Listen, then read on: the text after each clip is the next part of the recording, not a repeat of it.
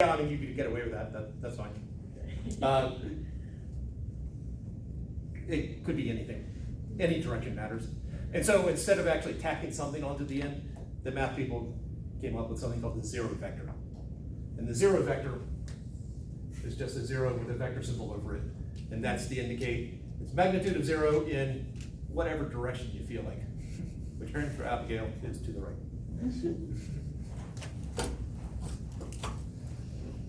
All right, so let's talk about some difference between what I'm doing here and what you might find in textbooks or what other people might say. I know that my displacement is equal to my final position minus my initial position. And just to let you in on a secret here, okay, not a secret, just to let you in on a clue here, change is always final minus initial.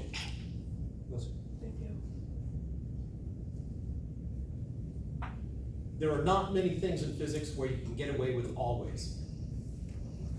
Change is always final minus initial. All right, so if you let your starting point or your initial position be the origin, so if your initial position is the origin, then my problem becomes delta x, my displacement, is equal to my final position minus 0.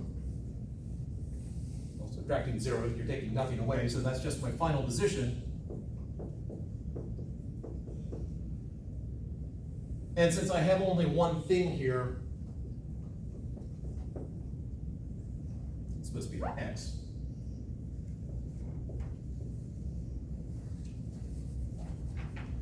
Some textbooks will not use the delta, and they will just say displacement, and they will use displacement and position interchangeably. That has a built-in assumption that you're making the origin your starting point.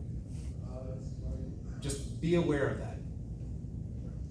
So something similar happens in 152 when you're dealing with voltage, which is a change in electric potential, but you can set 0 wherever you want it to be.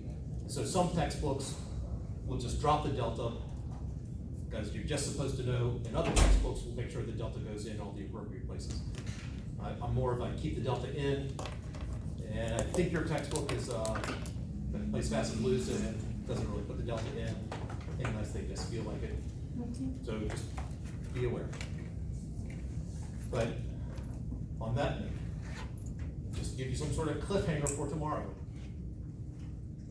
we will get into the plus minus 0.